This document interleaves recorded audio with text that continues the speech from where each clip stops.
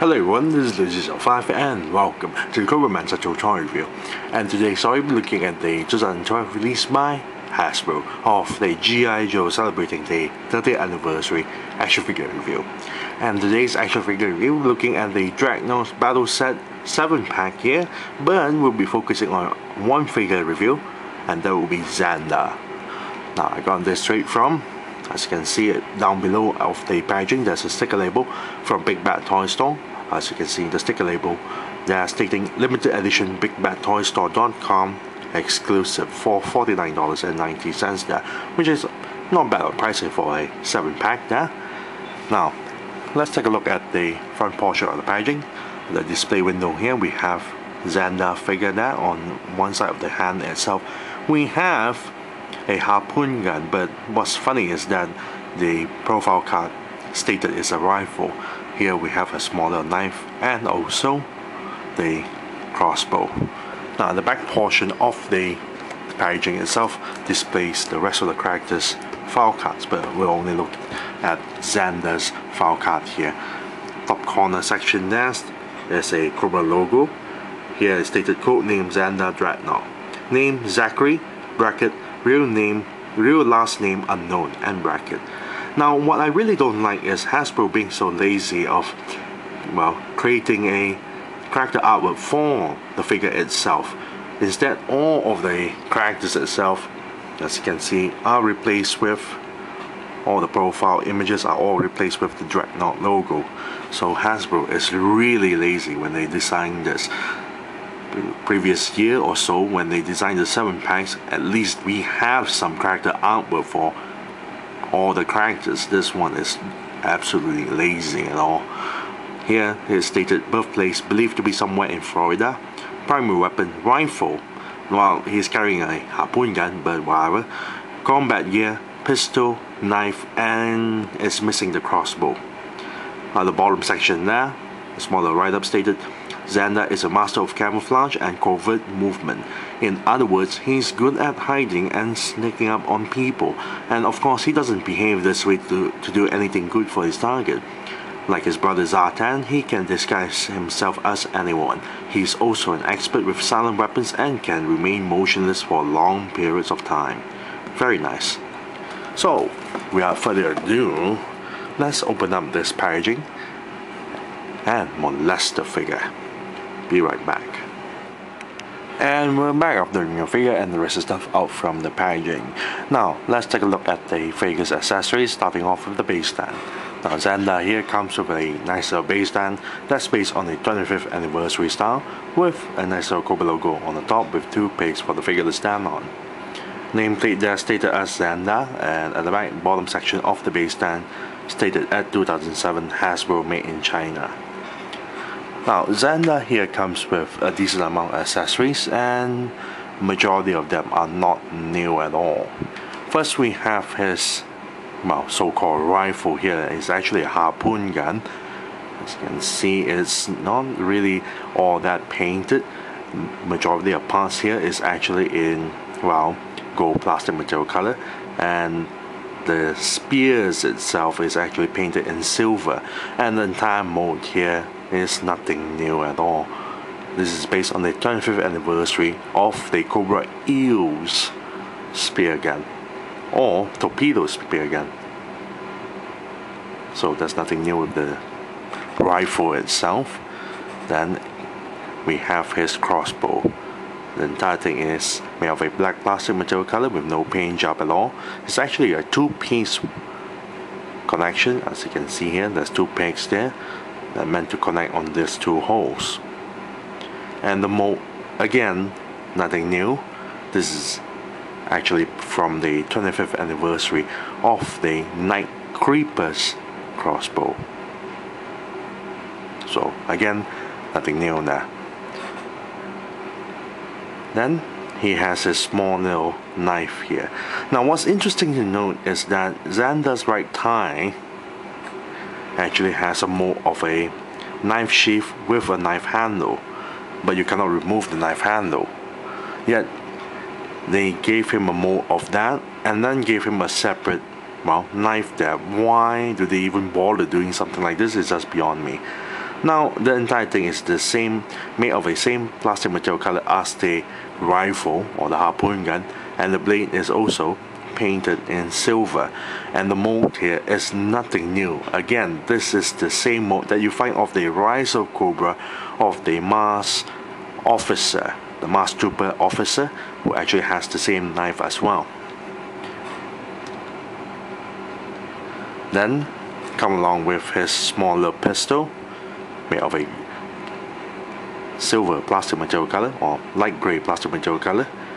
No paint job at all, and the mold here, again, nothing new, based on the 25th anniversary mold, because who can actually forget a smaller pistol with no trigger and no finger guard?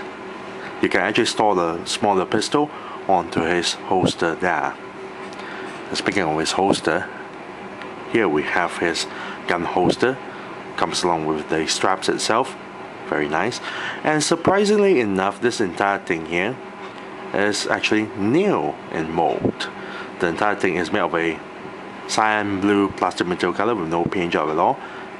Got a nice small little holster for the figure to place the pistol here, a small little pouch.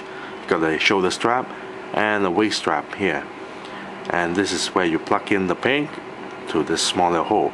Problem is that it's so easily pop off from the peg itself, so it's not really well sturdy design there. Then we have again another new item, a new mold item, entirely made of a, well, pink plastic material color, as you can see here, which is also painted in pink, bright neon pink color now, just like, well, the old Zandar figure in the 80s, where he wears this really bright pink color, well, what they would call this, cloth material. Now there's a lot of nice mold of wrinkles there, very nice, but nothing special, so I'm gonna put it there. Now let's take a look at the figure's paint job. Now Zandar's majority of his parts there is not painted at all, as usual. Majority of the parts are not painted. The torso and the abdomen area is made of a flesh tone plastic material color, but they actually gave him a tattoo, a lightning tattoo painted in red, very nice. The crotch area is painted in gray, and the belt is painted in dull yellow. Now the entire head here is made of a flesh tone plastic material color, but the hair is painted in orange with a lot of shading going on, very nicely done. It has this cyan blue headband, which is painted on top of his forehead. He has camouflage, well, paint job on his face there, which is in red. His eyes there, his pupils are painted in black, and the eyes in the background is painted in white. Very nice paint job on the hair, there's a lot of nice details there. Now the shoulder armor here is painted in, well, cyan blue. For the arms itself, made of a flesh tone plastic material color, and for the entire pair of gloves there, it's made of a brown, dark brown plastic material color, but the strap on the wrist itself is painted in lime green, a very dull lime green, and the fingers is actually painted in flesh tone paint job. The thigh section is made of a really light gray plastic material color, but the straps has been painted in blue, and it starts to fade off with the paint job. Here we have his knife sheath, very nicely done, which is also made of a, as you can see here, it's actually made of a cyan blue plastic material color, so the handle and the bottom actually is painted in, I would say, would you call it a swamp green paint job on the handle and the bottom section. The kneecaps are not painted at all, made of a dull gold plastic material color or dull bronze plastic material color. Now the lower leg section here is made of a dark brown plastic material color. So just below the knee here is painted in light gray, and the armor parts is painted in swamp green paint job. So that's the back portion as well. The boots are not painted at all, made of a dark brown plastic material color. Bottom section is nothing. Now the colors is extremely colorful. Here's in orange, cyan blue, red, light gray, dark brown, swamp green, even bronze in color. That's so much colors, and Zandar is supposed to be, well, a master of stealth and camouflage. Really boggles your mind, but that's how he is back then in the 80s when the figure was released back in the 80s. He was so colorful due to the color changing ability gimmick there. Now let's take a look at the figure's mold. Now majority of the parts here are all reused except for the head and the kneecaps. The head is very nicely done. I really love the head sculpt there. Very well done there. Looks exactly just like Zandar back in the, well, G.I. Joe Marvel comics. The hair sculpt is very well done. As you can see, the strands of the hair itself, and well painted as well. His face is well done as well. Got a nice little bandana on top of his forehead. Very well done. You get to see each side of the ears as well. Has a very serious face going on his features there. Very nice. And the kneecap is, well, just kneecaps. Nothing special. It's just a pair of kneecaps, despite that they're new. Now for the rest of the body parts there, they're all reused parts. The torso and the abdomen area is actually from the 25th anniversary Quick Kick. The entire pair of arms there is actually from the 25th anniversary Zartan, considering they are brothers. Now the thigh section for one side is already modified, but the thighs is actually from this version of Shipwreck, as you can see that.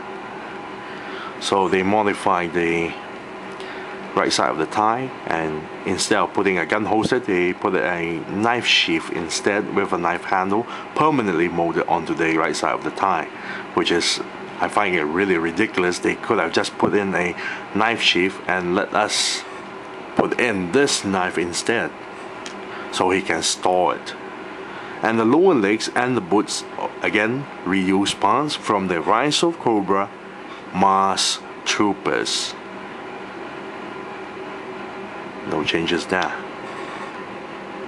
Now let's take a look at the figure's articulation. Now due to the figure's torso itself, which belonged to Quick Kick, and due to the design of Zandar's head sculpt, you cannot pivot the head down. You can, well, move the head up a little bit, but you cannot pivot the head down at all. What's worse is that when you place this onto his neck itself, you cannot even pivot the head up at all because it's being hindered by the back portion of the hair. So he can only turn left and right, or turn 360 degrees for the head. Shoulder joints here can turn 360 degrees and lift the arms this high. Elbow joint here can only bend this far, back and turn 360 degrees. Wrist joint here can turn 360 degrees. Torso joint here cannot go side to side, as you can see, but can go forward a little bit and back just a little bit. Hip joints here can move forward, back a little. One side of the legs itself can move really high up. The other side is being hindered by the handle of the knife sheath. Now the knee joints are quite interesting because the knee joints does not belong to any of the figures itself, and when you bend the knees itself, it can bend all the way back or even all the way to the front this far, due to the design of the knees and using the lower legs of the Mars Troopers. And for the ankle joint here, you can pivot downwards, upwards, and turn 360 degrees. Now let's fully equip Zandar with all the accessories, starting off with the gun holster here first.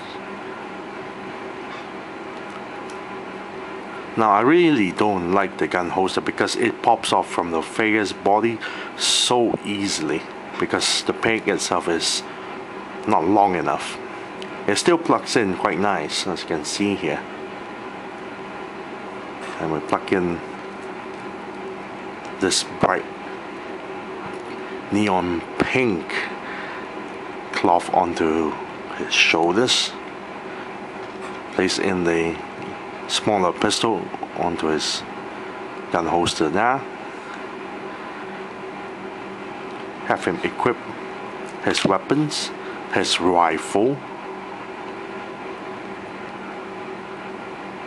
which he barely able to hold it properly, and his crossbow, which is not mentioned in the profile card.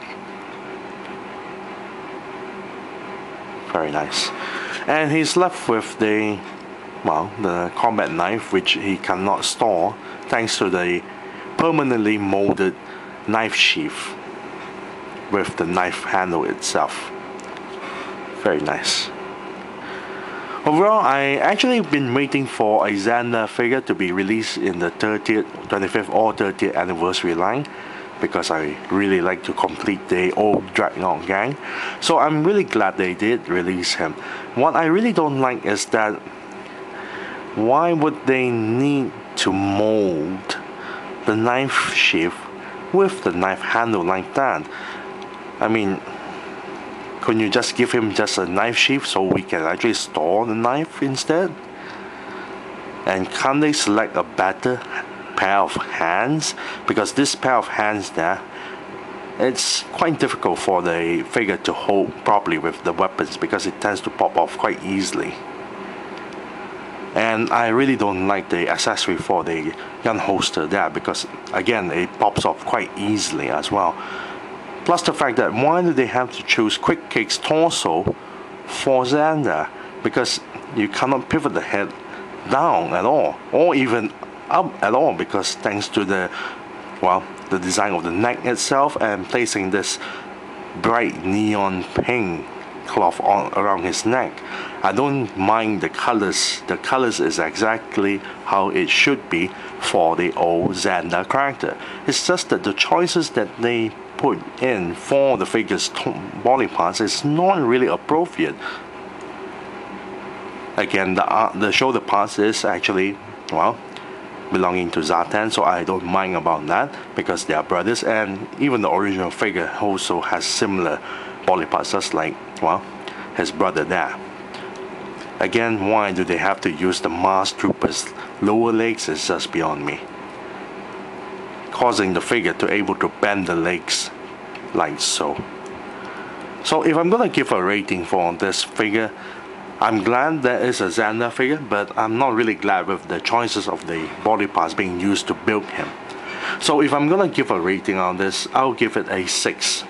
Yes, a 6 out of 10 for Zandar here. And I thank you all for watching. This is Lucy05, and I'm signing off.